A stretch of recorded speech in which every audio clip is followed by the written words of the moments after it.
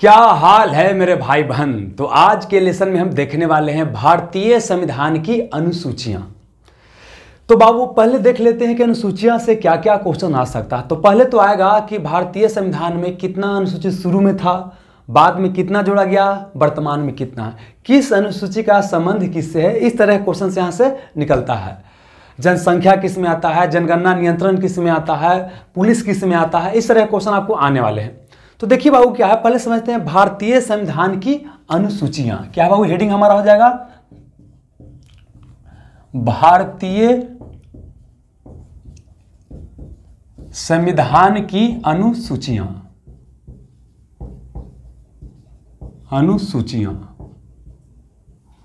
अब देखिए इसको समझने से पहले क्या है कि आपको एक चीज समझना पड़ेगा कि हमारा जो भारतीय संविधान बना, संविधान क्या था बाबू, देश को चलाने के लिए लिखा गया नियम कानून है ना। तो ये हमारा भारतीय संविधान हो गया। अब भारतीय संविधान में क्या है, जैसा कि मैंने बताया था कि शुरू में अनुसूची की संख्या की बात करते हैं तो शुरू में 8 था, बाद में कितना हो गया, 12 हो गया। भाग की बात करते हैं बाबू तो भाग कितना था, 22 था शुरुआत में जब संविधान लिखा गया था तब, और वर्तमान में कितना हो गया आपका, 25 हो गया। उसी तरह से बाबू क्या बोले, अनुच्छेद की संख्या तो यह शुरू में था 395, वर्तमान में कितना हो गया बाबू आपका 450 प्लस हो गया। मतलब समझिए दोस्त क्या बता रहे हैं कि यह जो आपका भारत का संविधान लिखा गया तो इसमें क्या है कि जो अनुसूची शुरू में जिसमें लिखा गया था 26 जनवरी 1950 को जब लागू हुआ था तो 8 गो था अनुसूची, और बढ़ते बढ़ते वर्तमान में कितना हो गया, 4 गो बढ़ा तब 12 हो गया। भाग की संख्या 22 था शुरू में, बढ़े कितना हो गया, 25 हो गया। अनुच्छेद शुरू में 395 था, वर्तमान में कितना है, 450 से अधिक है। तो अब देखिए यहाँ पर क्वेश्चन आता है कि अनुसूची, भाग और अनुच्छेद होता क्या है। तो समझाते बाबू क्या है कि जैसे आप 9, 10, 12 का कोई भी बुक उठाते हैं तो मान लेते हैं कि हम 10th का बुक उठाएं, तो बुक उठाने के बाद क्या होता है, पहला पेज पे क्या होता है कि राइटर क्या करता है, अपने बारे में बताता है, बुक के बारे में क्या करता है, बताता हो गया। तो उस तरह से जब हम संविधान खोलते हैं तो संविधान के बारे में बताया जाता है कि हम भारत को लोग, तो यह हो गया भारतीय संविधान का परिचय पत्र या क्या हो गया, प्रस्तावना हो गया। फिर उसके बाद क्या होता है कि बाबू एक हो गया यहाँ से पेज नंबर 1 से लेकर के पेज नंबर 30 तक इसमें क्या दिया हुआ है, विद्युत दिया हुआ है। फिर बाबू क्या है, पेज नंबर 30 से लेकर के पेज नंबर 50 तक दिए हुए प्रकाश दिए हुए हैं। फिर पेज नंबर 50 से लेकर के पेज नंबर 75 तक दिए हुए गति दिए हुए हैं। तो ये जो अलग अलग जो दे रहा बाबू कि एक जगह क्या है विद्युत है, एक जगह प्रकाश है, एक जगह गति है, ये क्या है आपका भाग है। क्या है, भाग हो गया। मतलब क्या बोले बाबू कि भाग क्या हो गया, जो अलग अलग पार्ट में बांटा गया है, कितना पार्ट में ही मिलेगा, इतना पार्ट में, मतलब समझिए इतना पार्ट में प्रकाश है, इतना पार्ट में क्या हो गया, विद्युत हो गया, इतना पार्ट में क्या हो गया, गति हो गया बाबू। इस तरह से क्या अलग अलग क्या इसका भाग है, तो इसको बोलते हैं भाग बोलते हैं। समझ में गया। अब क्या है कि उसमें बाबू क्या है कि भाग में क्या है कि मान लीजिए आप प्रकाश पढ़ रहे हैं तो प्रकाश के पॉइंट नंबर 1, पॉइंट नंबर 2 है ना, पॉइंट दे के लिखते हैं ना, वो हो गया आपका अनुच्छेद हो गया बाबू। अब मान लेते हैं कि भाग भी हो गया, अनुच्छेद भी हो गया। अब क्या है, कोई चीज वहां पर लिखा नहीं पाया तो जो एडिशनल डिटेल लिखना था तो उसके लिए बाद में क्या बनाया गया, अनुसूची बनाया गया। तो क्या फिर समझाते हैं कि जो आपका किताब है, किताब का जो पहला पेज होता है उसको बोलते हैं परिचय पत्र, और संविधान में कौन होता है, प्रस्तावना होता है। तो प्रस्तावना क्या हो गया, परिचय पत्र हो गया। और जो अलग अलग जो भाग है कि मतलब यहाँ प्रकाश है, यहाँ विद्युत है ना, तो उस तरह से क्या है कि हमारे संविधान में भी भाग है कि पहला भाग में होगा भारत के राज्य क्षेत्र के बारे में कि भारत कितना एरिया होगा, दूसरा होगा नागरिकता के बारे में है ना, तीसरा होगा मौलिक अधिकार के बारे में, चौथा होगा मौलिक कर्तव्य के बारे में। तो भाग वाला चैप्टर में इसको डिटेल बताएंगे। और अनुच्छेद क्या हो गया कि इसी में जो लिखा गया है बाबू क्या, जैसे भाग मान लेते हैं क्या कि भाग 3 में है मौलिक अधिकार के बारे में वर्णन है ना, तो उसमें क्या है कि 12 से 35 तक है, तो 12, 13, 14 ये सब जो पॉइंट है ना, क्या हो गया आपका अनुच्छेद हो गया। अनुसूची क्या हो गया कि जो इस समय नहीं शामिल दोनों में हो पाया, एडिशनल डिटेल लिखना है तो वो क्या हो गया, अनुसूची। जैसे लड़की लोग को देखते हैं क्या करता है खास करके कि मान लीजिए कोई पेज में लिखी, पेज में लिखने के बाद क्या हुआ कि यहाँ फुल हो गया, तब क्या करती है लाल, पीर, हरियर बाज में क्या करती है डिटेल वहां से ऐड करती है, पेज काट काट के होता है ना, जैसे आप लोग पेपर वगैरह काट के वहां लगा देते हैं, वो क्या हो गया आपका अनुसूची हो गया। तो हमको मेन यहां इस चैप्टर में क्या समझना है दोस्त, अनुसूची के बारे में ही समझना है।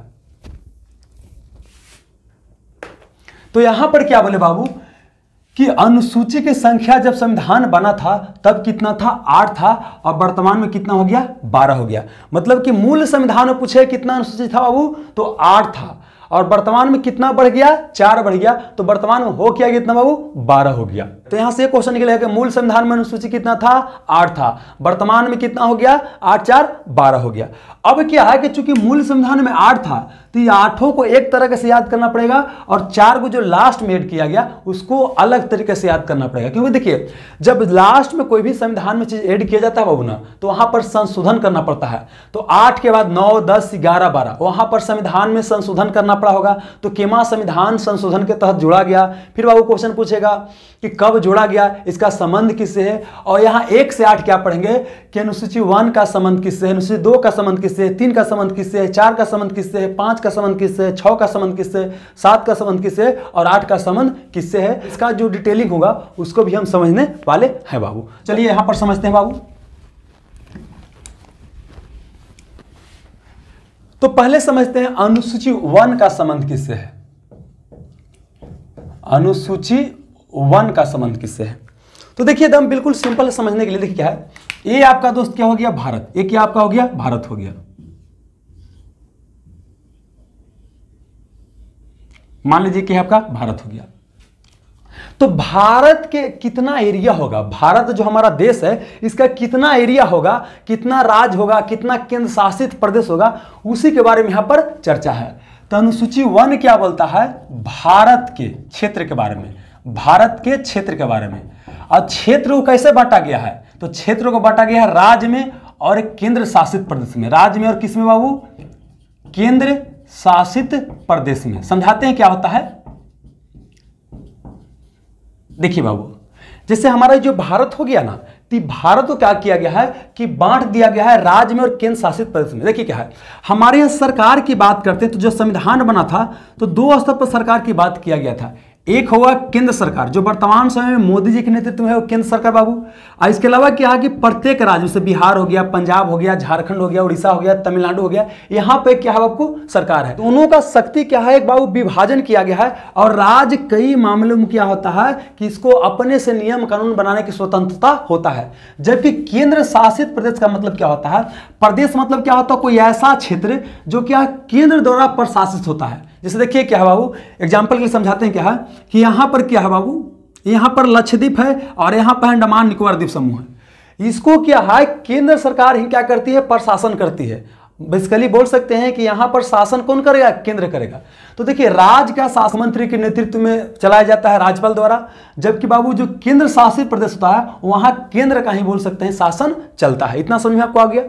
तो अब समझिए क्या है कि भारत के बाद क्षेत्र की बात करते हैं जिसको राज्य और केंद्र शासित प्रदेश में बांटा गया है। तो क्वेश्चन पूछेगा कि वर्तमान में कितना राज्य है, तो वर्तमान में कितना है, 28 राज्य है और 8 केंद्र शासित प्रदेश है। क्या बोले बाबू कि वर्तमान में 28 राज्य और 8 केंद्र शासित प्रदेश है। अब देखिएगा, अगर राज्य की संख्या बढ़ता है या केंद्र शासित प्रदेश की संख्या बढ़ता है या घटता है, दोनों बोल सकते हैं कि राज्य की संख्या या केंद्र शासित प्रदेश की संख्या बढ़ता घटता है, तो किस अनुसूची में परिवर्तन होगा, तो अनुसूची 1 में परिवर्तन होगा। ये समझिए दोस्त क्या है कि पहले जो जम्मू कश्मीर आपको ये दिखाई दे रहा वाला हिस्सा, ये पहले क्या था, आपका राज्य था। बाद में क्या किया गया कि इसको 2 भाग में बांट दिया गया, मतलब राज्य के दर्जा इसको क्या कर दिया गया, समाप्त कर दिया गया। और यहां पर क्या किया गया दोस्त, यहां पर ऐसे काटा गया, इधर को बोल दिया लद्दाख बोल दिया, इधर को बोल दिया जम्मू कश्मीर बोल दिए। तो क्वेश्चन पूछेगा कि जम्मू कश्मीर को हाल ही में राज्य के दर्जा समाप्त करके उसको 2 भाग में बांट करके एक बाबू जम्मू कश्मीर और एक लद्दाख केंद्र शासित प्रदेश बनाया गया है। तो किस अनुसूची में परिवर्तन हुआ होगा, तो बाबू अनुसूची 1 में परिवर्तन हुआ होगा। इस तरह से क्या बाबू कि यहाँ बिहार था, यहाँ क्या था, बिहार था, बिहार से काटकर झारखंड बनाया गया होगा। तो किसमें परिवर्तन हुआ होगा, तो अनुसूची 1 में परिवर्तन हुआ होगा। यहाँ पर बाबू आपका आंध्र प्रदेश था, ऐसे काट करके यहाँ पर तेलंगाना बनाया गया, तो किसमें परिवर्तन हुआ होगा, तो अनुसूची 1 में परिवर्तन हुआ होगा। तो देखिए यहाँ से क्वेश्चन क्या आएगा, अनुसूची 1 का संबंध किससे है, तो भारत के क्षेत्र के बारे में, इसी को बोलते हैं भारत के राज्य क्षेत्र के बारे में। मतलब भारत के क्षेत्र में कितना शामिल हो, कौन कौन शामिल होगा, तो भारत के क्षेत्र में क्या है, राज्य शामिल है और केंद्र शासित प्रदेश।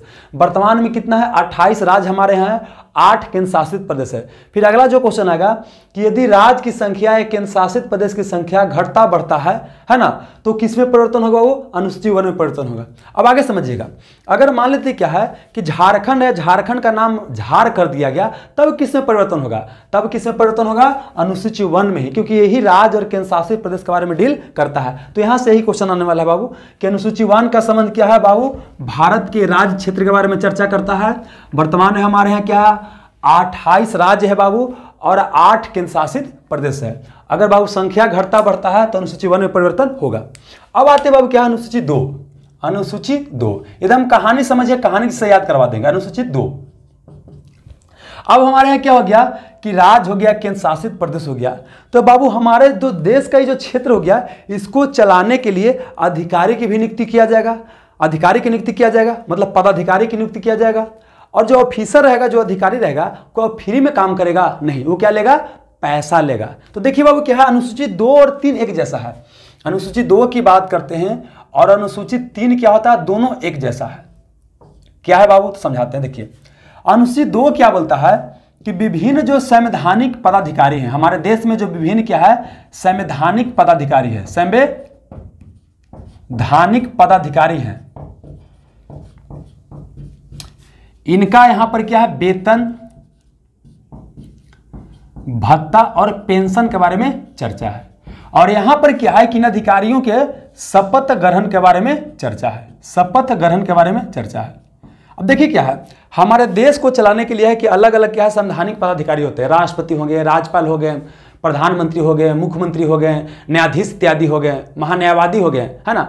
तो ये सब जो चलाएंगे तो क्या करेंगे बाबू कि फ्री में तो काम करेंगे नहीं, तो क्या करना पड़ेगा, वेतन भत्ता लेना पड़ेगा। वेतन भत्ता पेंशन मिलेगा उनको। और साथ ही क्या है कि जब पद ग्रहण करते हैं तो उनको शपथ ग्रहण करना पड़ता है पद से। तो अब देखिए क्या है, अब 2 और 3 दोनों एक जैसा दिखाई दे रहा है कि विभिन्न पदाधिकारी क्या करेंगे, वेतन भत्ता पेंशन की चर्चा है और बाबू क्या, शपथ ग्रहण की चर्चा है। तो यहाँ दिक्कत क्या होगा ना कि 2 वाला कभी 3 में और 3 वाला 2 में बना सकते हैं। तो इसको याद करने का तरीका, जैसे आप मान लीजिए स्टूडेंट हैं, तो आपको क्या बाबू कि कहीं पर ट्यूशन वगैरह पढ़ाने जाते हैं, तो सबसे पहले क्या पूछते हैं, अगर आपको ट्यूशन पकड़ना है तो क्या हो, कितना देता थे, मतलब कितना देंगे, बोले कि 800 रुपया, तो कि न इतना में न जाएंगे। बोले कि 1500, तो कि चल पढ़ावे जब। तो पहले क्या पैसा के बारे में बात किया ना, तब ना पढ़ाने गए। तो मतलब यहाँ पर क्या हुआ कि पहले क्या है, पैसा के बारे में, वेतन भत्ता पेंशन के बारे में चर्चा है, बाद में क्या करेंगे कि शपथ ग्रहण बाबू वहां पर करेंगे। तो समझ में आ गया क्या बाबू, पूछेगा। देखिए ये विभिन्न पदाधिकारी याद रखने की आवश्यकता नहीं, बस इतना याद रखिए क्या है कि अनुसूची 2 क्या बोलता है, वेतन भत्ता पेंशन के बारे में। अनुसूची 3 क्या बोलता है, शपथ ग्रहण के बारे में। देखिए वेतन क्या होता है, भत्ता क्या होता है, पेंशन क्या होता है। जैसे बाबू क्या होता है कि आप नौकरी करने जाइएगा ना, तो जो मूल पेमेंट मिलता है ना, उसको बोलते हैं वेतन। क्या बोलते हैं, वेतन। और उसके साथ जो फैसिलिटी मिलता है, रूम रेंट मिलता है, बाल बच्चा का पढ़ाई लगे मिलता है, इंश्योरेंस कवर मिलता है, वो सब आपका क्या हो गया, भत्ता हो गया। और जब रिटायर कर जाते हैं तो क्या मिलता है, आपका पेंशन मिलता है। समझ में गया। तो पहले इसके बारे में हम पता कर लेते हैं, तभी क्या करते हैं, फॉर्म भरते हैं। फिर क्या हो गया बाबू कि जब हम नौकरी पर जाते हैं तो पहले क्या होता है, शपथ लेना पड़ता है। आप सिनेमा में देखते हैं क्या करता है कि सुनते हैं कि देखते हैं कि पुलिस जो होता है, जो गुंडा होता है, दोनों को साठ कर चलता है। हीरो जब पुलिस के बाद में मारता है तो बोलता है कि याद करो क्या शपथ लिया था। तो मतलब पद ग्रहण करने के पहले क्या होता है कि आपको शपथ लेना पड़ता है। तो यहाँ फिर समझते हैं, अनुसूची 2 क्या बोलता है, विभिन्न पदाधिकारियों के वेतन भत्ता पेंशन के बारे में चर्चा है बाबू। और 3 क्या बोलता है, उनके शपथ ग्रहण के बारे में चर्चा है। पहले पैसा कौड़ी की बात आएगा, तब क्या होगा, नौकरी करने जाइएगा। तो पहले वेतन भत्ता पेंशन, और बाद क्या हो गया, शपथ ग्रहण हो गया। अब आते हैं अनुसूची 4। अनुसूची बाबू 4 की बात करते हैं। अनुसूची 4 की बात करते हैं। अब देखिए इसको पहला वाला को 4 से रिलेट कीजिए, मतलब देखिए 2, 3 एक जैसा है, साथ में याद करना। अब पहला का 4 के साथ देखिए 4 क्या बोलता है कि राज्यसभा में सीटों का बंटवारा। राज्यसभा में क्या है, सीटों का बंटवारा। ये समझाते हैं क्या होता है सीटों का बंटवारा। जैसे आपका पहले गांव में घर होता था ना, तो गांव में घर में क्या होता था सिस्टम कि एगो होता था मर्दानी की था, एगो जनानी की था, मतलब 2 की था। अब दोनों किता से क्या होगा, डिसीजन मिल के लिया जाता था। तो इसी हमारे देश में वर्तमान समय क्या है कि संसद होता है जो क्या करता है, नियम कानून बनाता है। आज संसद में 2 घर होता है। एक घर को बोलते हैं बाबू लोकसभा, ये होता है नीचे का घर। एक होता है राज्यसभा। क्या होता है, राज्यसभा होता है। अब समझना क्या है कि लोकसभा को यहां फिलहाल के लिए भुला जाइए, याद क्या करना है, राज्यसभा। अब देखिए कि राज्यसभा में क्या होता है कि अलग अलग एरिया से क्या होंगे, अलग अलग सदस्य चुन करके जाएंगे। जिसका जनसंख्या ज्यादा होगी, यूपी की बात करते हैं, यूपी से राज्यसभा में ज्यादा सदस्य जाएंगे, है ना। अगर त्रिपुरा के बाबू क्या जनसंख्या कम है तो वहां से कम जाएंगे। तो मतलब ये समझना है कि अनुसूची 4 क्या बोलता है कि राज्यसभा में जो अलग अलग एरिया से जो सदस्य आएंगे ना, किस तरह बांटा गया, जनसंख्या के आधार पर। तो कहां कहां से कितना सदस्य चुन करके जाएंगे, इसी के बारे में चर्चा है। तो पहला क्वेश्चन, अनुसूची 4 का संबंध किससे है, राज्यसभा में सीटों का बंटवारा से। समझ में गया। अब अगला क्वेश्चन पूछेगा कि यार राज्यसभा में सिर्फ राज्य से सदस्य चुन करके जाते हैं, तो इसका जवाब है नहीं बाबू, राज्य से तो जाएंगे ही जाएंगे, इसके अलावा क्या है, केंद्र शासित प्रदेश से भी जाएंगे। किससे जाएंगे बाबू, केंद्र शासित प्रदेश से जाएंगे। तो बोले ये क्या हो रहा है सर, समझाते हैं बाबू। देखिए क्वेश्चन पूछेगा कि अनुसूची 4 का संबंध क्या है राज्यसभा में सीटों का बंटवारा से है, तो क्या राज्यसभा में सिर्फ राज्य से ही सदस्य चुन करके जाते हैं, तो इसका जवाब है नहीं, राज्य से भी जाएंगे और केंद्र शासित प्रदेश से ही जाएंगे। देखिए हमारे देश में बाबू क्या है, 28 राज्य है और 8 केंद्र शासित प्रदेश है। तो जहां जहां देखिए राज्य है तो वहां सब जगह विधानसभा है, मतलब हमारे यहाँ 28 राज्य है तो 28 राज्य में क्या है कि विधानसभा है बाबू, है ना। अब विधानसभा के सदस्य क्या करते हैं बाबू, राज्यसभा में सदस्य को चुनाव करते हैं, वहां पर जनता वोट नहीं देता है। अभी हो सकता है कि पूरा समझने में नहीं आ रहा होगा, थोड़ा सा कंफ्यूजन होगा कि राज्यसभा क्या होता है, लोकसभा क्या होता है, कैसे बंटवारा होता है सीट का, है ना। फिलहाल मोटा मोटी समझिए क्या है कि लोकसभा के जो सदस्य होते हैं बाबू ना, इसको आप चुन करके भेजते हैं दिल्ली में, है ना, मोदी जी के गवर्नमेंट जहां बनता है जहां पर। और राज्यसभा क्या करते हैं, आप चुन करके नहीं भेजते हैं, बल्कि आप विधानसभा के जो सदस्य चुन करके भेजते हैं ना, वो क्या करते हैं, राज्यसभा के सदस्यों का चुनाव करते हैं। फिलहाल कितना ही जानिए। तो यहां पर ये बाबू की देखिए जहां जहां देखिए राज्य में जहां जहां विधानसभा है तो विधानसभा सभी राज्य में है। मतलब अब अगला क्वेश्चन क्या हो गया, क्या सभी राज्यों से राज्यसभा में बाबू सदस्य चुन करके जाएंगे, तो हाँ हमारे यहाँ 28 राज्य है और 28 राज्य में विधानसभा है, तो 28 राज्य से क्या हो गया, राज्यसभा में सदस्य जाएंगे। अब क्या है कि वैसे केंद्र शासित प्रदेश जहां जहां क्या है विधानसभा है बाबू, वहां से भी क्या होगा कि राज्यसभा में सदस्य चुन करके जाएंगे। तो हम क्या बोले कि हमारे यहाँ 28 राज्य है और 8 केंद्र शासित प्रदेश है, तो 28 राज्य से तो राज्यसभा में सदस्य जाएंगे, लेकिन क्या 8 केंद्र शासित प्रदेश से जाएंगे, तो इसका आंसर है नहीं बाबू। देखिए जहां जहां विधानसभा होगी वहीं पर, तो यहां देखिए बाबू क्या है, दिल्ली में, कहां होगी, यहां पर दिल्ली में। तो एक तो दिल्ली से जाएंगे चुन करके बाबू, एक यहां पर क्या है पुदुचेरी, क्या हो गया आपका, पुदुचेरी हो गया, जिसको पहले पांडिचेरी बोलते थे। और वर्तमान में क्या है कि जो जम्मू कश्मीर हो गया, ए वाला हिस्सा, इधर लद्दाख हो गया, ए वाला क्या हो गया, जम्मू कश्मीर हो गया, JNK, जम्मू कश्मीर। तो ये तीनों जगह विधानसभा है, तो मतलब क्या है कि दिल्ली से भी जाएंगे, पुदुचेरी से भी जाएंगे और जम्मू कश्मीर से भी क्या होंगे बाबू, राज्यसभा में सदस्य चुन करके जाएंगे। तो एक बार फिर से बताते हैं। देखिए अनुसूची 1 क्या बोलता है, भारत के राज्य क्षेत्र के बारे में। भारत में 28 राज्य है और 8 केंद्र शासित प्रदेश है। और बाबू अगर भारत के राज्य और केंद्र शासित प्रदेश की संख्या घटता बढ़ता है तो अनुसूची 1 में परिवर्तन होगा। अब फिर इसी को 4 से रिलेट करना है कि 4 क्या बोलता है कि जो संसद में 2 सदन होता है, ऊपरी सदन को बोलते हैं राज्यसभा, तो राज्यसभा में कहां कहां से कितना सदस्य जाएंगे, मतलब राज्यसभा में सीटों का बंटवारा इसमें बताया गया है। अब अगला क्वेश्चन आता है कि राज्यसभा में सिर्फ राज्य से सदस्य जाते हैं, तो इसका जवाब है नहीं, राज्य से 28 राज्य से जाएंगे। इसके अलावा क्या है कि वैसे केंद्र शासित प्रदेश से भी जाएंगे जहां की विधानसभा है। तो कहां कहां से जा सकते हैं, दिल्ली से जा सकते हैं, पुदुचेरी से जा सकते हैं, जम्मू कश्मीर से जा सकते हैं। ये तीनों जगह क्या है विधानसभा है, बाकी 5 जगह हमारे यहाँ क्या होगी विधानसभा, वहां पर केंद्र शासित प्रदेश में नहीं है। तो ये आपको होगी अनुसूची 4 बाबू। 5 और 6 है ना, दोनों एक जैसा है, तो इसको एक साथ याद करेंगे। तो अगला आते हैं अनुसूची 5 बाबू। अनुसूची 5 आते हैं। अनुसूची 5 क्या बोलता है कि हमारे देश में जहां जहां भी एससी और एसटी रहते हैं, जहां जहां भी एससी और एसटी रहते हैं, एससी का मतलब होता है शेड्यूल्ड कास्ट, शेड्यूल्ड कास्ट, और एसटी का मतलब होता है शेड्यूल्ड ट्राइब, शेड्यूल्ड ट्राइब। समझाते हैं क्या होता है दोस्त, पहले लिखने दीजिए हमको। इसका हिंदी होता है बाबू, एससी का होता है अनुसूचित जाति, अनुसूचित जाति, और एसटी का होता है अनुसूचित जनजाति, अनुसूचित जनजाति। देखिए फिलहाल इसे समझिए कि हमारा देश है बाबू ना, हमारे देश में क्या है कई सारा जंगली इलाका है और वहाँ के रहने वाले निवासी को आदिवासी बोलते हैं। तो जो शेड्यूल ट्राइब होते हैं, जो अनुसूचित जनजाति होते हैं, वही लोग को बोलते हैं बेसिकली, जैसे है ना आप संथाल के, मुंडा के नाम सुनोगे, ये सब क्या है जनजाति है। तो समझना क्या है दोनों में अंतर क्या है, एससी और एसटी में। हमारा समाज जानते हैं क्या होता है, जाति प्रथा थोड़ा अलग है। तो जैसे बाबू हम क्या मानते हैं, जनरल, क्या मानते हैं, जनरल हो गया, ओबीसी हो गया, एससी हो गया, एसटी हो गया। देखिए एससी एसटी क्या है, समाज में सबसे पिछड़े हुए हैं और सबसे ज्यादा कौन पिछड़े हुए? एसटी पिछड़े हुए हैं हर एक दृष्टि से, चाहे पैसा की दृष्टि से बोला जाए, नौकरी की दृष्टि से बोला जाए, या बोल सकते हैं मुख्य धारा की बात किया जाए। जबकि जनरल क्या है, सब चीज में आगे है। अगर एग्जाम्पल के लिए लिया जाए तो आप सुनते होंगे शर्मा जी, भूमिहार के नाम सुनते होंगे, पंडित जी के, लाला जी का, राजपूत जी का, वो सब कहाँ आते हैं? जनरल में। जबकि ओबीसी की बात करते हैं, यादव, कुर्मी, कोयरी वगैरह कहाँ आते हैं? ओबीसी में आते हैं। जबकि एससी की बात करते हैं बाबू, तो एससी में आपको कौन आ जाएगा? पासवान जी आ जाएंगे, चौधरी जी वगैरह आ जाएंगे, वो सब कहाँ जाएंगे? आपका एससी में आ जाएंगे। जबकि एसटी की बात करते हैं तो वही जो जनजाति के बारे में बता रहे थे, जो आदिवासी होते हैं, कहाँ जाएंगे? एसटी में आ जाएंगे।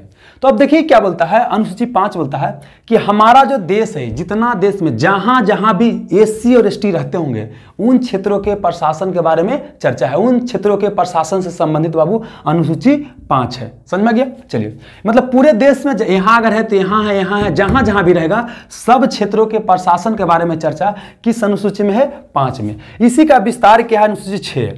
अनुसूची 6 क्या बोलता है? देखिए यहां एससी है ना, इसको एससी को यहां हटा दीजिए। यहां सिर्फ क्या? एसटी। सिर्फ क्या? वो एसटी के बारे में। सिर्फ क्या है? एसटी क्षेत्रों के प्रशासन। सिर्फ क्या है? एसटी क्षेत्रों के प्रशासन के बारे में चर्चा है। मतलब क्या? अनुसूचित जनजाति क्षेत्रों के प्रशासन के बारे में चर्चा है। अब बात आता है क्या पूरे भारत के एसटी क्षेत्र के बारे में बात करता है? पूरे भारत के अनुसूचित जनजाति क्षेत्रों की बात करता है? तो इसका जवाब है नहीं। ये केवल 4 राज्य के बारे में फोकस करता है। कितना? वो केवल 4 राज्य पर फोकस करता है, केवल 4 राज्य। आई 4 राज्य में क्या हो गया बाबू? 4 राज्य देखिए, एक तो हो गया असम, अगला हो गया मेघालय, अगला हो गया त्रिपुरा, अगला हो गया मिजोरम। मतलब समझिए क्या, अनुसूची 6 बोलता है कि सिर्फ एसटी क्षेत्रों के प्रशासन से, और कितना राज्य? केवल 4 राज्य। तो असम, यहां पर होगी असम, मेघालय, त्रिपुरा, मिजोरम, यहां पर मणिपुर है। तो ध्यान रखना है कि अनुसूची 6 का संबंध बाबू मणिपुर से नहीं है। एक क्वेश्चन आपका पूछेगा कि निम्नलिखित में से किस राज्य से अनुसूची 6 संबंधित नहीं है, वहां आपका ऑप्शन मणिपुर रहेगा। तो मणिपुर से संबंधित नहीं है, ये केवल 4 राज्य से संबंधित है, असम, मेघालय, त्रिपुरा, मिजोरम। तो देखिए यहां से क्वेश्चन कैसे बनेगा। अनुसूची बोलेगा कि अनुसूची 5 का संबंध किससे है? तो हमारे देश के अंदर जहां जहां भी एससी और एसटी रहते हैं, मतलब अनुसूचित जाति और जनजाति रहते हैं, उन क्षेत्रों के प्रशासन के बारे में चर्चा है।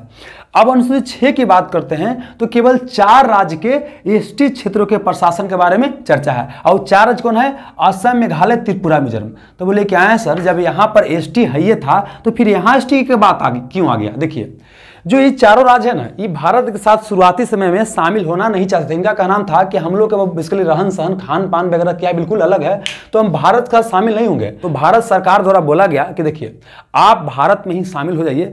बदले में क्या है कि आपके अंदर के जो प्रशासन वगैरह ना, उसमें बाबू क्या है कि आपको अपने तरीके से प्रशासन करने का इजाजत दिया जाएगा। मतलब कि आपके क्षेत्रों में हम ज्यादा हस्तक्षेप नहीं करेंगे। और जान लीजिए दोस्त क्या होता है ना, कि जो भी एसटी लोग होते हैं ना, जो जनजाति लोग होते हैं ना, वो बाहरी हस्तक्षेप ज्यादा पसंद नहीं करते हैं।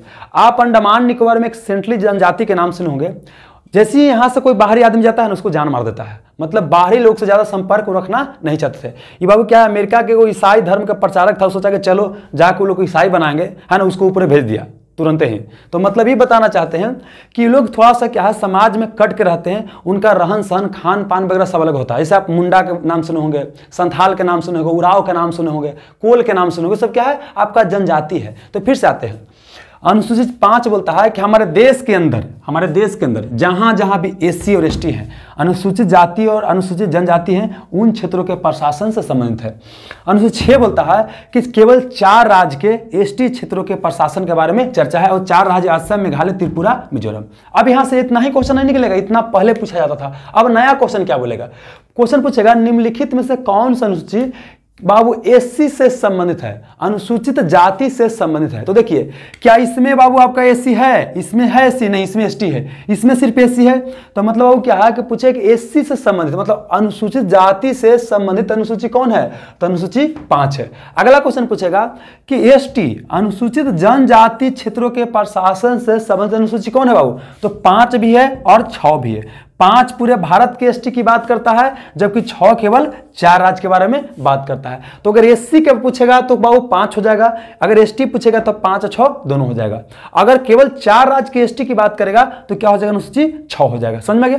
तो हमने क्या बोला कि लोग को बोला गया था कि आपको अपने स्तर से प्रशासन करने की छूट रहेगा, तो इसके लिए बनाया गया है बाबू, बनाया गया है स्वशासी जिला परिषद। और ये बिहार दुर्गा में क्वेश्चन पूछा जा चुका है बाबू, स्वशासी जिला परिषद।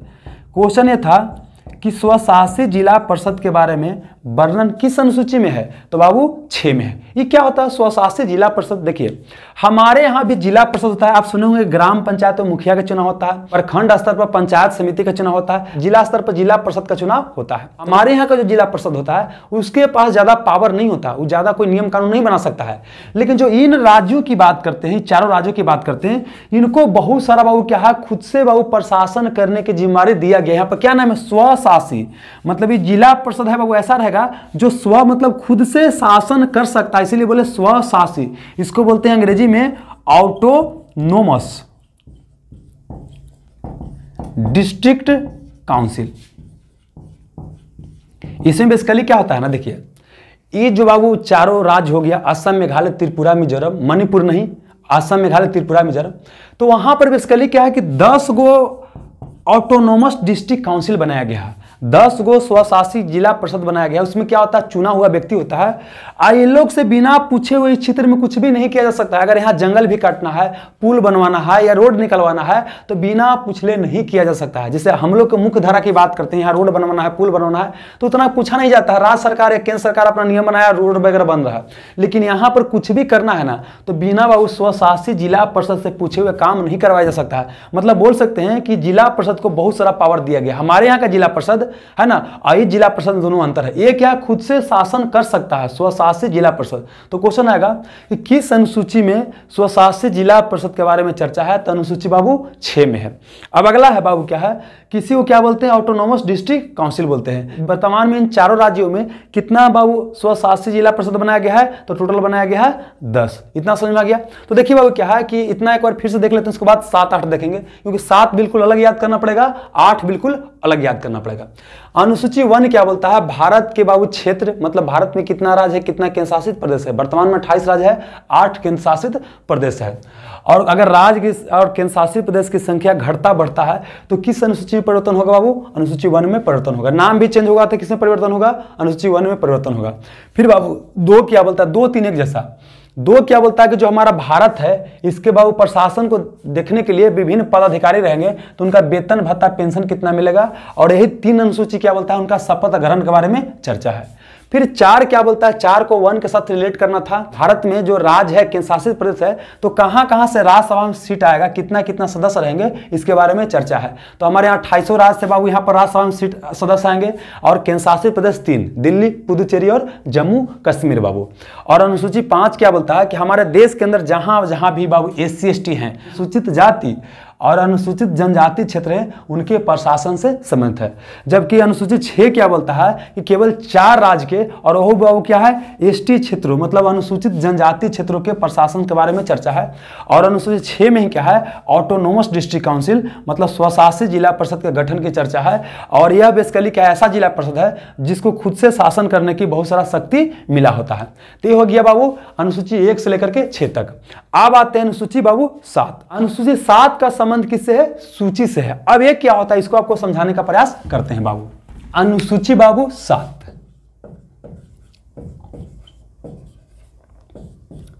इसका संबंध सूची से, किसे बाबू, सूचियों से। सूची, सूची मतलब लिस्ट। यहां पर देखिए बाबू क्या है, अनुसूची 7 में क्या है, 7 से 100 से 7, 100 से सूची। मतलब क्या पूछेगा, अनुसूची 7 का संबंध किससे, सूचियों से है। सूचियों का मतलब क्या हो गया, देखिए 3 तरह के लिस्ट है बाबू, 1 लिस्ट, 2 लिस्ट, 3 लिस्ट। जैसे हमने क्या बोला कि हमारे देश में क्या है, आपका केंद्र सरकार है, राज्य सरकार है। तो कौन कौन मामला पर केंद्र सरकार कानून बनाएगा और कौन कौन मामला पर राज्य सरकार बनाएगा और कौन कौन मामला पर दोनों बना सकता है। नहीं तो अगर मान लीजिए अगर बंटवारा नहीं रहेगा तो लड़ाई झगड़ा बढ़ते रहेगा ना। तो इसीलिए क्या होगा कि लिस्ट बना गया है। मतलब समझिए क्या है, पेज नंबर 1 पर लिस्ट हो गया बाबू। इस पर इसमें जो जो चीज दिया रहेगा इस पर बाबू कानून कौन बनाएगा? आपका केंद्र बनाएगा। इस पर कौन बनाएगा? राज्य बनाएगा। और इस पर कौन बनाएगा बाबू? दोनों बना सकता है। जैसे समझिए क्या बाबू, हमारा घर होता है ना, तो घर में क्या होता है? घर में क्षेत्राधिकार बांटा होता है। ये कौन कौन क्षेत्र पर कौन कौन काम कर सकता है। इस एग्जांपल के लिए कि अगर आपके यहाँ कोई आटा पैंचा लेने आता है तो उसमें क्या होता है? आपका मम्मी का क्षेत्राधिकार है, मम्मी पैंचा देते हैं। आटा देना है, गोबर गोईठा पैंचा देना है, कौन देगा? मम्मी देना है।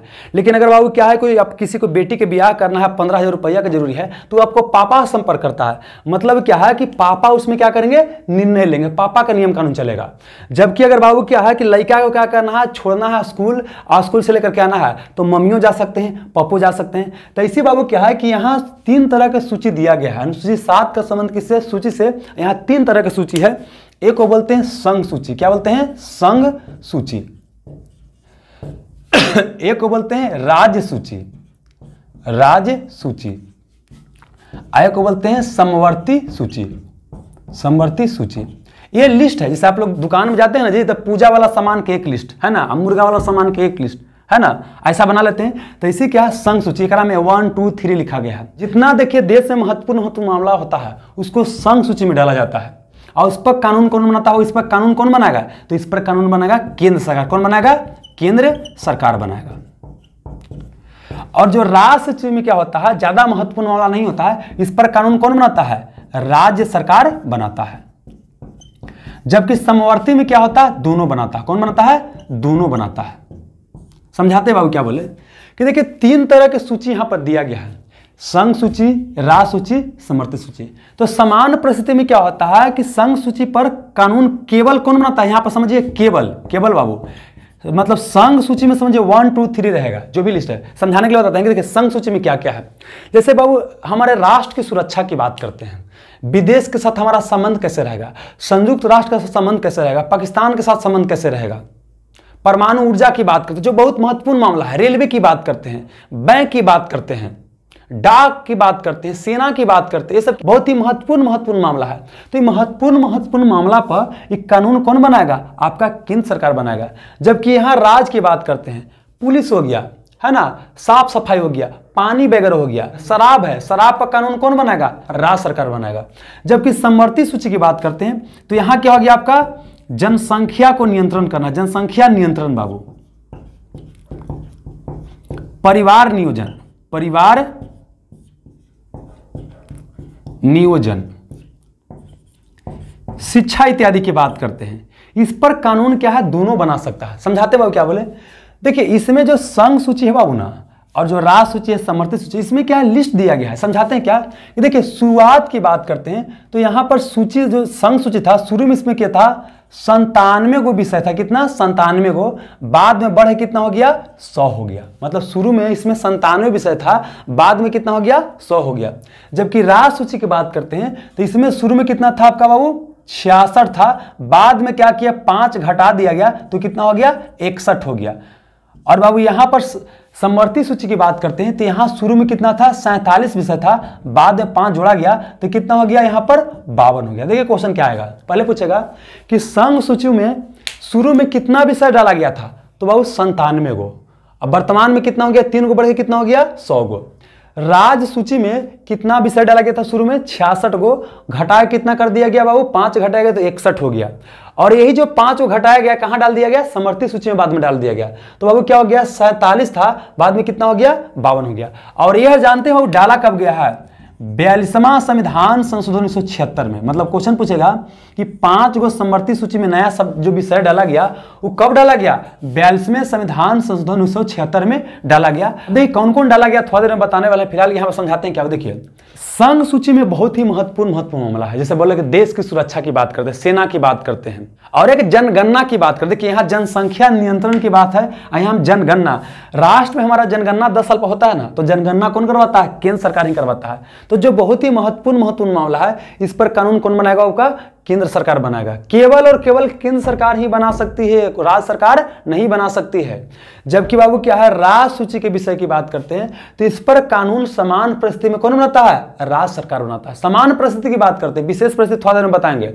अब जबकि समवर्ती सूची की बात करते हैं, इस पर बाबू की राज्य भी बना सकती है और केंद्र दोनों बना सकती है। लेकिन आप समझिए, राज्य और केंद्र अगर दोनों बना देगा तो लागू किसका होगा? तो लागू होगा केंद्र वाला। अब अगला एग्जांपल, अगर मान लेते हैं कि इस पर बाबू क्या है कि राज्य पहले ही से कानून बनाए हुए है कोई विषय पर, जैसे मान लेते हैं कि यहाँ शिक्षा है बाबू, शिक्षा, और शिक्षा विषय पर कोई राज्य, बिहार राज्य कानून बनाए हुए है और केंद्र सरकार कोई नया कानून बना करके लेकर के आती है, तो लागू अंत में किसका होगा? तो लागू होगा केंद्र सरकार का होगा, है ना। तो मतलब कि समवर्ती सूची पर दोनों कानून बना सकता है, लेकिन फाइनली लागू किसका होगा बाबू? दोनों बना देगा तो केंद्र सरकार का लागू होगा। अभी एक चीज हमने क्या बोला कि केंद्र सरकार बाबू की संघ सूची पर केवल केंद्र ही बना सकता है, इस पर राज्य नहीं बना सकता है। जबकि राज्य सूची पर क्या है कि समान जो परिस्थिति रहेगा ना, तो उस पर बाबू कौन कानून बनाएगा?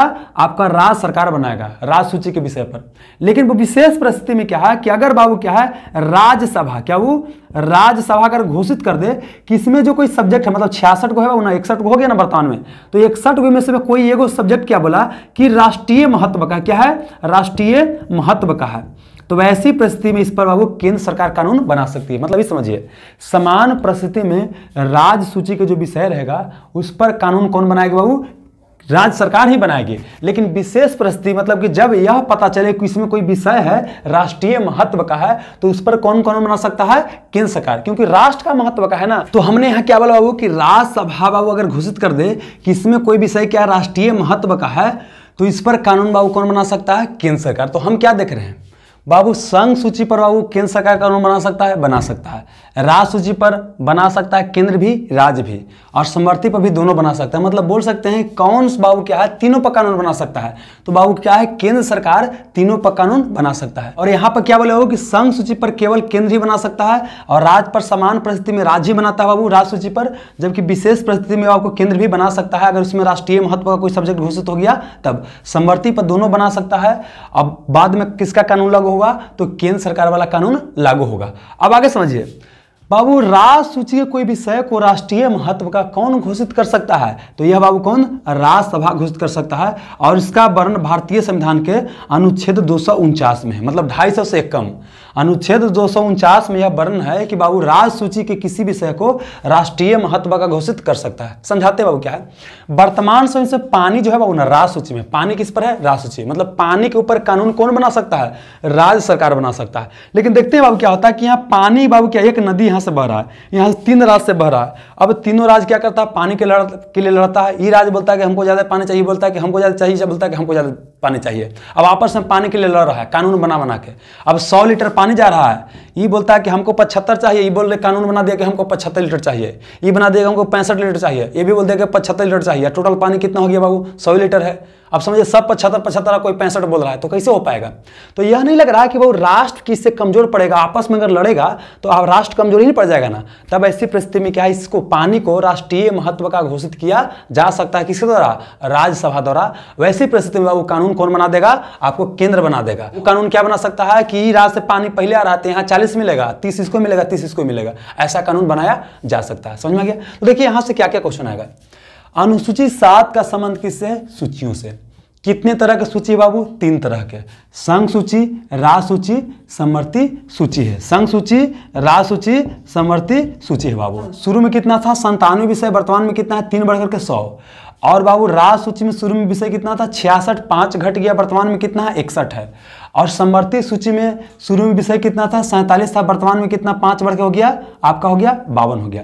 अभी 5 को जोड़ा गया 42वें संविधान संशोधन के तहत। उसमें कौची है? एक तो हो गया शिक्षा हो गया, एक हो गया जंगल हो गया, और जंगल में रहने वाला जीव। 3 गो हो गया, शिक्षा, जंगल, जंगल में रहने वाला जीव हो गया। इसके अलावा नाप तौल हो गया। इसके अलावा क्या हो गया? न्याय और प्रशासन हो गया। समझ में गए? चलिए अब अगला क्या बोले बाबू कि संघ सूची पर बाबू कानून केवल केंद्र सरकार बना सकता है। राज्य सूची पर क्या है? समान परिस्थिति में राज्य सरकार बनाता है। लेकिन अगर इसको राष्ट्रीय महत्व का घोषित कर दिया जाए इसमें विषय को कोई को, तो केंद्र सरकार भी बना सकता है।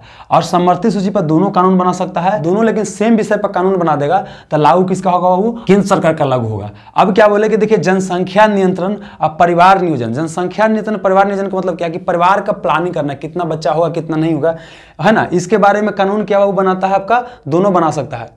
लेकिन जहां जनगणना की बात करते हैं, सेंसस की बात करते हैं, देश में 10 साल के बाद जनगणना कराने की बात करते हैं, तो कौन कराता है? केंद्र सरकार हो गया। तो इसमें कुछ कुछ महत्वपूर्ण विषय देखिएगा, तो रेल हो गया, डाक हो गया, तार हो गया, विदेशी संबंध हो गया, युद्ध हो गया, संधि हो गया, परमाणु ऊर्जा हो गया, बैंक हो गया, बीमा इत्यादि हो गया। राज सूची में क्या हो गया? पुलिस हो गया बाबू, पानी हो गया, स्वच्छता हो गया, साफ सफाई हो गया।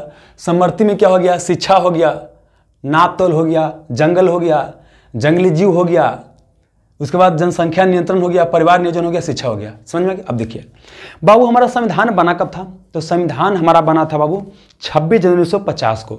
तो नहीं लगता उस समय के समाज अलग होगा, तो उस समय अलग तरह के नियम की आवश्यकता पड़ता होगा। वर्तमान में समाज क्या हो गया? अलग। वर्तमान में क्या होगा? अलग तरह के नियम कानून की आवश्यकता पड़ेगा।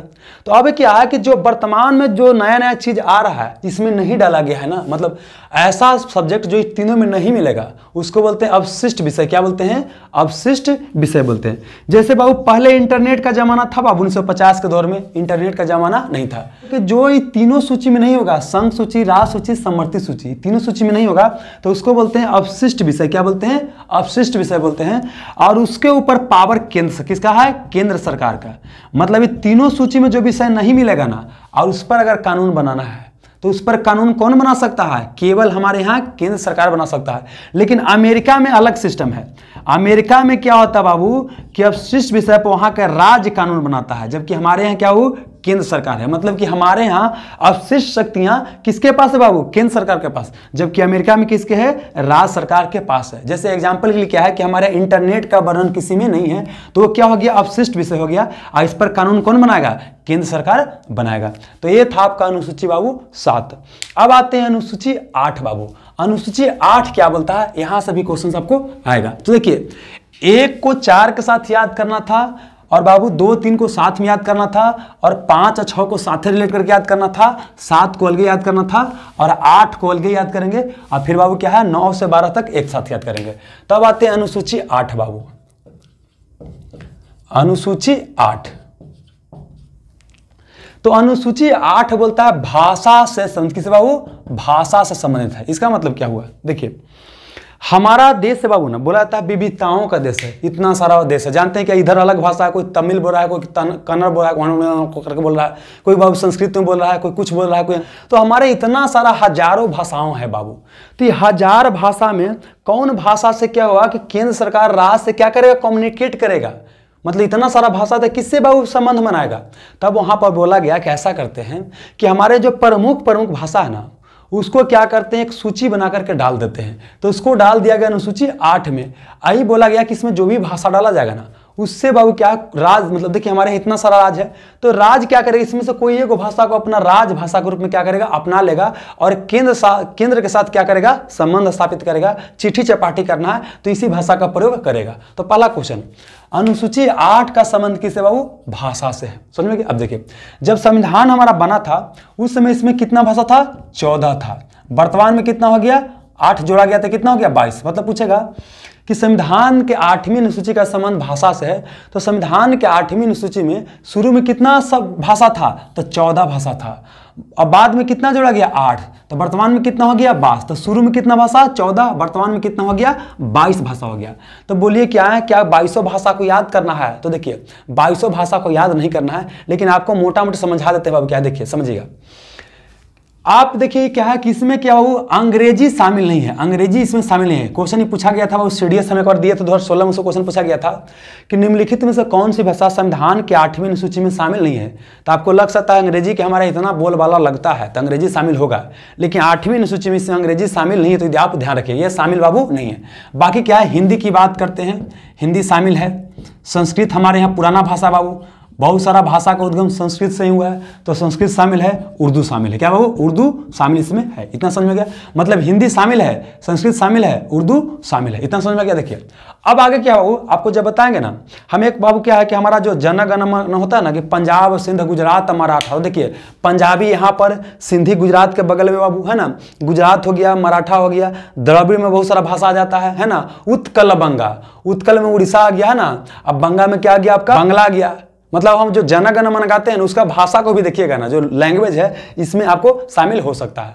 तो यहाँ पर मुख्य रूप से समझिए क्या हो कि देखिए 8वीं अनुसूची में जो 14 भाषा था, तो ये 14 भाषा न भी याद रहेगा तो कोई दिक्कत वाली बात नहीं है, लेकिन बाद में जो जोड़ा गया ना, यहाँ से क्वेश्चन आता है कि कौन भाषा को कब जोड़ा गया। तो देखिए 3 बार में करके जोड़ा गया है। तो पहले समझिए क्या है कि संविधान के 15वीं भाषा कौन बना, 15वीं भाषा बना सिंधी। कौन बना बाबू, सिंधी बना। समझाते हैं बाबू क्या, देखिए यहाँ पर संविधान में किया गया 21वां संविधान संशोधन, हम शॉर्ट में लिखते हैं 21वां संविधान संशोधन किया गया, इस साल था 1967। मतलब यहाँ पर वो क्वेश्चन क्या आएगा, केमा संविधान संशोधन बाबू और कब किया गया और कौन भाषा को जोड़ा गया। तो यहाँ जोड़ा गया सिंधी को। मतलब समझाते हैं, सिंधी आपको यहाँ ये एरिया में बोला जाता था, है ना। समझिए बाबू क्या बोले कि एक बोलेगा कि संविधान में शामिल होने वाला 15वां भाषा कौन है बाबू। तो 15वां भाषा कौन है, सिंधी। क्योंकि 14 के बाद जो पहला बार शामिल होगा वो तो महत्वपूर्ण हो ही जाएगा ना। तो संविधान के 8वीं अनुसूची में शामिल होने वाला 15वां भाषा कौन हो गया, आपका हो गया सिंधी हो गया। ये कब जोड़ा गया, 1967 में जोड़ा गया। केमा संविधान संशोधन के तहत जोड़ा गया, 21वां संविधान संशोधन के तहत जोड़ा गया। अब देखिए क्या है, 21 के बाद 71 आई है, 21 के बाद कहिए 71 आई है, 21 के बाद 71 आई है और 71 के बाद दोनों को जोड़िए, 21 से 71 क्या होता है, 92 होता है। तो समझाते हैं बाबू क्या है, 3 बार में करके 8 भाषा को जोड़ा गया है, 21, 71, 92। 21 में जब 71 जोड़ेंगे तो कितना आ जाएगा, 92 आ जाएगा। अब देखिए 92 को यहाँ लेकर के जाइए, 1992 को यहाँ लेकर के जाइए। माने 71वां संविधान संशोधन कब किया गया, 1992 में किया गया। और एक 92वें संविधान संशोधन कब किया गया, तो ये किया गया 2003 में किया गया। अब समझाते हैं, 21वें संविधान संशोधन 1967 में किया गया और सिंधी को 15वां भाषा बनाया गया।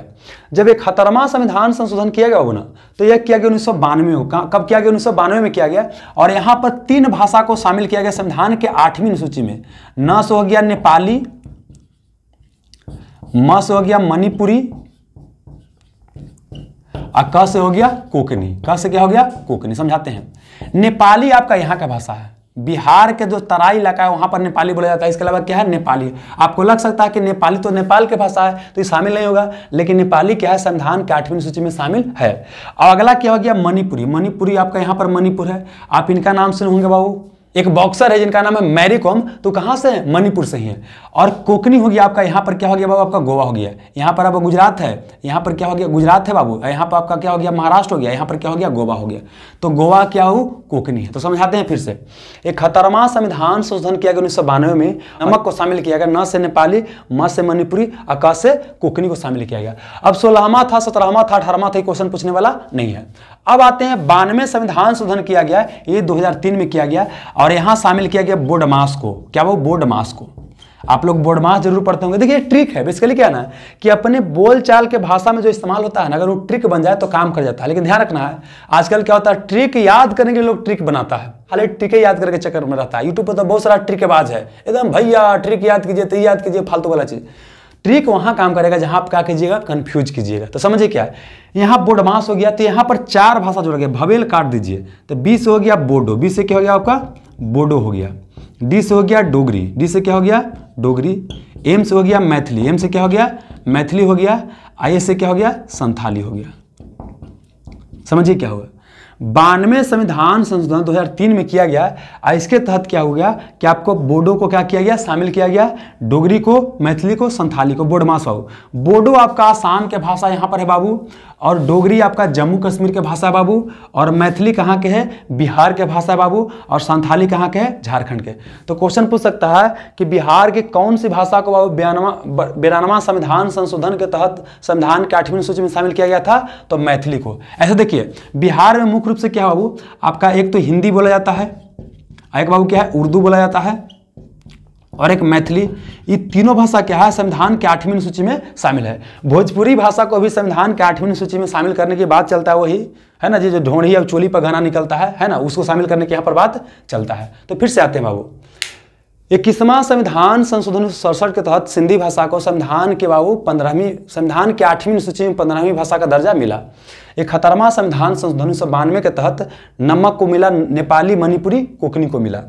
फिर बाबू 92वां संविधान संशोधन 2003 के तहत बाबू बोडमास को शामिल किया गया, बोडो, डोगरी, मैथिली, संथाली। इसके अलावा क्या है कि देखिए यहाँ पर बाबू, यहाँ केरला के मलयालम हो गया, है ना, और इसके अलावा क्या हो गया, तमिलनाडु का तमिल हो गया, आंध्र प्रदेश का तेलुगु हो गया। ये सब भाषा क्या है, संविधान के 8वीं सूची में बाबू आपका शामिल है। तो इसको कम से कम याद कर लीजिए। यहाँ ध्यान रखिएगा, अंग्रेजी इसमें शामिल बाबू नहीं है। तो ये बाबू क्या हो गया कि पहला, दूसरा, तीसरा, चौथा, पांचवा, छठा, सातवां, 8 हो गया। अब जो है 9वां, 10वां, 11वां, 12वां, इसको एक जैसा आपको याद करना पड़ेगा। तो इसको भी याद करते हैं। संविधान की बाबू क्या है, बच गया जो हमारा सूची, उसकी बात करते हैं। तो संविधान के 8वीं सूची का संबंध किससे था, भाषा से। अब दोस्तों आते हैं बाबू 9, 10, 11, 12। तो क्वेश्चन क्या आएगा, इसको एक डब्बा बनाना पड़ेगा। यहां पर इस तरह से बाबू समझाते हैं। एक तरफ हो जाएगा अनुसूची बाबू, अगला हो जाएगा के में संविधान संशोधन के तहत शामिल किया गया बाबू। कब जोड़ा गया, के में संविधान संशोधन के तहत जोड़ा गया, के में संविधान संशोधन के तहत जोड़ा गया। और इसमें प्रावधान क्या है, इसमें बाबू प्रावधान क्या है, या इसका संबंध किससे है, प्रावधान या संबंध किससे है। जैसे हम बोल रहे थे ना कि संविधान की पहली अनुसूची का संबंध किससे है, दूसरी अनुसूची का संबंध कैसे है। तो यहां अलग तरीके से क्वेश्चन पूछेगा। तो पहले बात करते हैं 9वीं अनुसूची का। तो संविधान में 9वीं अनुसूची कब जोड़ा गया, 1951 में जोड़ा गया। और इसके लिए संविधान में संशोधन करना पड़ा, पहला संविधान संशोधन। क्या बाबू, पहला। समझाते हैं क्या, देखिए बाबू हमारा संविधान बन के तैयार हुआ 1950 में, और अगले साल क्या करना पड़ा, आपका संशोधन करना पड़ा। मतलब अगला साल मतलब 51 में क्या करना पड़ा, संशोधन करना पड़ा। तो संशोधन करना क्यों पड़ा, समझाते हैं क्या है। ये आपका क्या हो, भारत है, भारत के अंदर क्या है, बिहार है। तो देखिए क्या हुआ ना कि हमारे यहाँ बाबू क्या था, संपत्ति के अधिकार को मौलिक अधिकार बनाया गया था। देखिए संपत्ति के अधिकार को समझाते हैं बाबू। इसका वर्णन भारतीय संविधान का अनुच्छेद 31 में, के में था अनुच्छेद बाबू 31 में, हम ऐसे लिखते हैं अनुच्छेद 31 में था। देखिए मौलिक अधिकार क्या होता है, संविधान आपको एक अधिकार दिया ना, इसके तहत क्या था कि अगर उसके अधिकार को हनन करेगा ना, तब कोर्ट में जाइएगा और कोर्ट आपको क्या करेगा, बचा लेगा। मतलब कोर्ट आपके बोल सकते हैं मौलिक अधिकार का हनन होने नहीं देगा। तो शुरू में संपत्ति के अधिकार क्या था, मौलिक अधिकार। और हमारे यहाँ क्या था, जमींदारी सिस्टम था। जमींदारी सिस्टम या जमींदारी प्रथा के तहत क्या होता था कि एक व्यक्ति के पास पूरा गांव का जमीन होता था या पूरा एरिया का जमीन होता था, और बाकी लोग के पास जमीन नहीं होता था। तो मतलब बोल सकते हैं ये पूरा धनवान है या बाकी सब क्या है, कंगाल है। नहीं जी, एक तू ही धनवान है गोरी, या बाकी सब क्या, कंगाल है। तो यहां पर बोला गया कि जमींदारी सिस्टम को समाप्त किया जाएगा और जमीन को लेकर के बाबू गरीबों में बांटा जाएगा। मतलब क्या कि अगर हमारे पास 500 एकड़ जमीन है, हम जमींदार हैं, तो हमके पास 50 एकड़ रहने दिया जाएगा और 450 एकड़ लेकर के बाबू क्या किया जाएगा, गरीबों में दे दिया जाएगा। तो हमारा जब जमीन छीना गया तो हमारा संपत्ति का अधिकार क्या है, मौलिक अधिकार। तो हम कहां पहुंच गए, कोर्ट पहुंच गए। कोर्ट बोला कि नहीं, आप ये नहीं कर सकते। कोर्ट सरकार को क्या बोला कि आप संपत्ति का अधिकार मौलिक अधिकार है, तो आप छीन नहीं सकते हैं। तब बोला सरकार न्यायालय से कि आए न्यायालय जी, तो आप बोलिए जनता को भलाई नहीं होना चाहिए। बोला कि जनता के भलाई होना चाहिए, लेकिन हम तो संविधान को देखेंगे ना। संविधान बोलता है संपत्ति के अधिकार मौलिक अधिकार है, तो हम तो भाई छीनने नहीं देंगे। तब बोला कि तब क्या करल जाए, कि देखिए भिरियाओ सरकार के कानून में से बोला कि देखो संसद के पास क्या अधिकार है कि तू कुछ कानून बना सकता है, अब बाद में हम क्या करेंगे, जांच करेंगे। तो ऐसा करो ना, कुछ ऐसा जोड़ दो ना, क्योंकि हम जांच कर ही नहीं सकते हैं। बोले क्या है, ऐसा कैसे हो सकता है। बोला कि देखो घर जो होता है ना, तो घर में क्या होता है कि सौंसे घर में लोग घूम जाता है, लेकिन वो घर में क्या होता है, देवता घर होता है। देवता घर में मांस मछली खा के लोग घुसता नहीं है। तो ऐसी कुछ यहाँ पर बना दो। तो यहाँ पर बेसिकली क्या है कि बाबू संविधान में जोड़ा गया कि 9वीं अनुसूची। ऐसा अनुसूची के तहत क्या है कि एक बॉक्स डाला गया, ये बॉक्स डाला गया कि देखिए न्यायालय क्या है कि इस बॉक्स में कोई विषय डाल दिया गया ना, तो इसके ऊपर बाबू कानूनी कार्रवाई नहीं करेगा, या बोल सकते हैं इसको जांच नहीं करेगा। समझिए बाबू क्या है कि 9वीं अनुसूची जोड़ा क्यों गया। देखिए बिहार देश का पहला ऐसा राज्य बना था जो कि जमींदारी सिस्टम को, जमींदारी प्रथा को समाप्त करने के लिए कानून बनाया। इसके चलते क्या हुआ, पूरा जमींदार पहुंच गया कोर्ट, बोला कि अनुच्छेद 31 का उल्लंघन हो रहा है, संपत्ति के अधिकार का उल्लंघन हो रहा है। तब यहां पर क्या किया गया, बिहार राज्य के चलते संविधान में पहला संशोधन किया गया। मतलब क्वेश्चन पूछेगा किस राज्य के चलते संविधान में पहला संशोधन किया गया, बिहार राज्य के चलते। आज जोड़ा गया संविधान में एक 9वीं अनुसूची। इस अनुसूची के तहत क्या किया गया कि बोला गया कि सरकार एगो बॉक्स बनाएगी, बक्सा बनाएगी, ये बक्सा में कोई विषय को डाल देगी ना, तो न्यायालय इसका जांच नहीं करेगा। और जब न्यायालय जांच नहीं करेगा तो इससे जनता क्या होगा, भलाई होगा। तो समझिए क्या 9वीं अनुसूची कब जोड़ा गया, 1951 में जोड़ा गया, केमा संविधान संशोधन के तहत, पहला संविधान संशोधन के तहत। इसमें क्या था बाबू, जमींदारी सिस्टम की समाप्ति, जमींदारी प्रथा की समाप्ति। इसमें क्या बाबू है, जमींदारी प्रथा की समाप्ति की बात कहा गया। इसी को बोल सकते क्या, भूमि सुधार, क्योंकि व्यवस्था किसे था, भूमि से ना। भूमि सुधार बोल सकते हैं। तो फिर से क्वेश्चन बाबू, नौवीं अनुसूची का संबंध बाबू किससे है? जमींदारी प्रथा या भूमि सुधार से संबंधित है। अब देखिए बाबू क्या है, ये जो लिस्ट डाला गया ना, तो इस पर न्यायालय जांच नहीं करेगा। तो शुरू में तो न्यायालय इसका जांच नहीं कर रहा था, लेकिन बाद में देखा गया कि ऐसे सब फालतू की चीज सरकार डाल दे रहा है। वो ऐसा चीज डालता था ना कि इससे उसको वोट भविष्य में क्या होगा, मिलेगा, समझ में ना। तो बोला सरकार की नहीं, अब तो कुछ कार्रवाई करना पड़ेगा। तब क्या बोला गया, 1973 में बाबू आया केस आया, Keshavananda Bharati case, Keshavananda Bharati case, Bharati case समझाते हैं। ये बाबू आया 1973 में। इसके तहत आया बाबू संविधान का मूल संरचना। देखिए हमारा एक चैप्टर है संविधान का मूल संरचना, उसमें हम डिटेल्स चर्चा करेंगे। फिलहाल समझिए कि 1973 में बाबू क्या आया, संविधान का मूल संरचना आया। और इसके बाद क्या बोला गया कि इसके बाद अगर कोई विषय उसमें डाल दीजिएगा ना 1973 के बाद ना, तो न्यायालय द्वारा इसका जांच किया जा सकता है। मतलब समझिए क्या बोले बाबू, देखिए यहाँ पर 1973 में क्या है, संविधान का मूल संरचना का सिद्धांत आया। और 1975 से यह प्रावधान कर दिया गया कि देखिए 1975 के पहले अगर बाबू नौवीं अनुसूची में कोई विषय को डाल दिया गया है तो न्यायालय जांच नहीं करेगा। तो बाद में कोई विषय डाला जाएगा 1975 के बाद में डाला जाएगा तो न्यायालय जांच करेगा। तो देखिए क्वेश्चन क्या क्या पूछेगा। नौवीं अनुसूची कब जोड़ा गया? 1951 में। केमा संविधान संशोधन के तहत, पहला संविधान संशोधन के तहत। किससे संबंधित है? जमींदारी प्रथा या भूमि सुधार से। क्या इसका न्यायिक समीक्षा किया जा सकता है? तो शुरुआत में इसका न्यायिक समीक्षा या न्यायालय द्वारा जांच नहीं किया जा सकता था, लेकिन 1975 के बाद अगर इसमें कोई विषय डाला जाता है तो उसका बाबू न्यायालय द्वारा जांच किया जा सकता है। समझ में गया? अब बाबू संविधान में पहला संशोधन किस राज्य के चलते किया गया? बिहार राज्य के चलते। देश का पहला राज्य कौन बना जिसने जमींदारी प्रथा को समाप्त करने के लिए कानून बनाया? तो बिहार बनाया। अब आते हैं बाबू 10वीं अनुसूची। क्या वो 10वीं अनुसूची? ये बाबू जोड़ा गया 1985 में। 10वीं अनुसूची को कब जोड़ा गया? 1985 में जोड़ा गया। और यह है दल बदल से संबंधित। दल बदल, इसी को अंग्रेजी में बोलते हैं एंटी डिफेक्शन लॉ, दल बदल अधिनियम। दल बदल अधिनियम समझाते हैं क्या? जैसे सुनते हैं ना कि चुनाव लड़ा बाबू, ललटेन छाप पर चल गया, किसमें? कांग्रेस में चला गया। मतलब बोल सकते एक पार्टी से सदस्य जो होता है दूसरे पार्टी में चले जाते हैं, तो उसी को रोक के लिए क्या बनाया गया? दल बदल अधिनियम बनाया गया। फिलहाल समझाते हैं क्या वो पूछेगा कि 10वीं अनुसूची को कब जोड़ा गया? 1985 में। अच्छा, ये केमा संविधान संशोधन बाबू? तो 52वां संविधान संशोधन के तहत बनाया गया। इसमें क्या है? दल बदल है। क्या है? दल बदल है बाबू।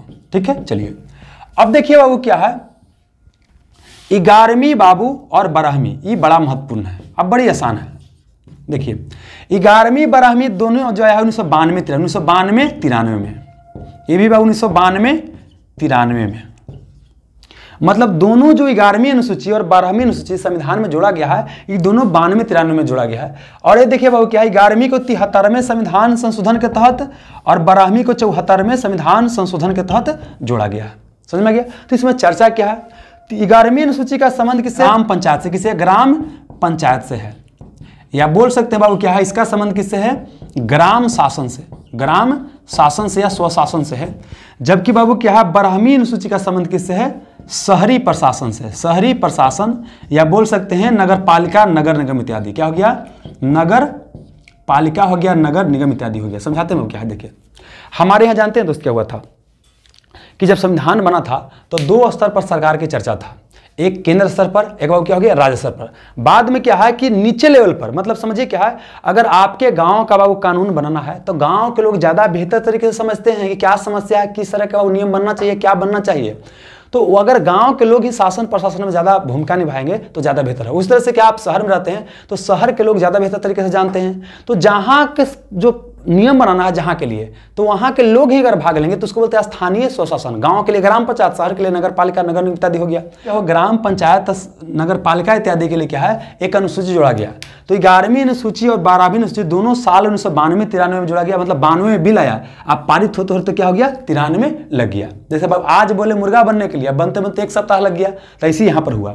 और बाबू 11वीं अनुसूची को केमा संविधान संशोधन के तहत जोड़ा गया? 73वें संविधान संशोधन के तहत जोड़ा गया। 12वीं अनुसूची को केमा संविधान संशोधन के तहत जोड़ा गया? 74वें के तहत।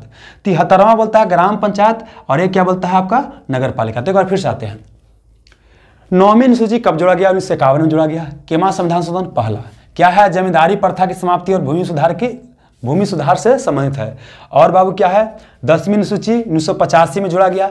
52वां संविधान संशोधन क्या चर्चा है? दल बदल पर रोक लगाया गया है। 11वीं अनुसूची बाबू और 12वीं अनुसूची क्या है, 92-93 में जोड़ा गया, 1992-93 में। 11वीं अनुसूची को 73वां संविधान संशोधन के तहत जोड़ा गया और 12वीं को 74वां संविधान संशोधन के तहत जोड़ा गया।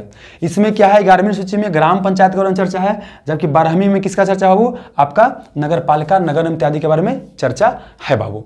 तो यहाँ पर आपको क्या बताएं, अनुसूची के बारे में बताएं, और यहाँ से अच्छा खासा क्वेश्चन आता हो तो अनुसूची 1 को बाबू अनुसूची 4 से याद करना था कनेक्ट करके, और बाबू 2 को 3 से कनेक्ट करके याद करना था, जबकि 5 को और 6 को कनेक्ट करके याद करना था, जबकि बाबू 7 को अलगे याद करना था और 8 को अलगे याद करना था, फिर 9, 10, 11, 12 को एक जैसा याद करना था। तो इस वीडियो को 1-2 बार देखिएगा, आपको पूरा का पूरा कंसेप्ट क्लियर हो जाएगा। चलिए तो ठीक है बाबू, बहुत बहुत धन्यवाद।